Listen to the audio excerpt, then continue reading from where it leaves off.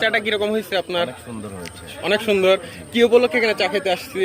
আমরা অনেক দূর গিয়েছিলাম ঘুরতে, আসার পথে ভাবলাম যে শরীরটা ব্যাপক ক্লান্ত, একটা চা খেলে। আর এটা অনেক নাম করা একটা চায়ের দোকান, এই রামচন্দ্রপুর। এই দোকানে অনেক দূর দূরান্ত থেকে মানুষ আসে চা খেতে, বিশ্ব রোডের সঙ্গে সংলগ্ন এই দোকানটা। তবে উনি সম্ভবত চায়ের যে দোকান দিয়েছে, উনি কৃষি ডিপ্লোমা কমপ্লিট করা একজন ব্যক্তি। কর্ম না পেয়ে শেষ পর্যায়ে উনি এই চায়ের দোকান করতে বাধ্য হয়েছে। তবে চাটা অনেক সুস্বাদু, সুন্দর।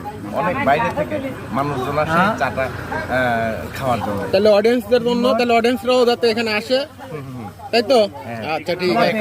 এই যে বড় ভাই সবাই আমরা আসছি এখানে, ভাইটাকে সহযোগিতা করুন অবশ্যই।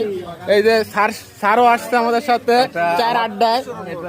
এই যে সবাই, হ্যাঁ, যিনি এই বিখ্যাত চাটা তৈরি করেন ইনি আমারই ছোট ভাই, খুব কাছের, অত্যন্ত পরিশ্রমী।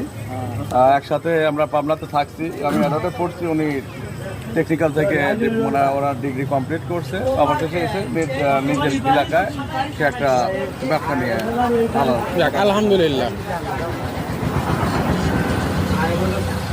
এই যে আমাদের সেই বড় ভাই,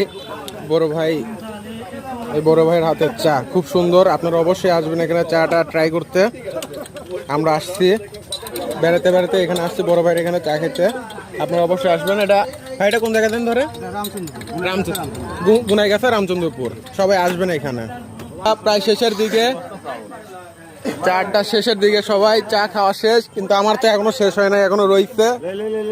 এই যে অবশ্যই আমার চা ঠান্ডাই হবে এখন। আল্লাহ হাফেজ, আবার দেখা হবে নতুন কোনো ভিডিও নিয়ে।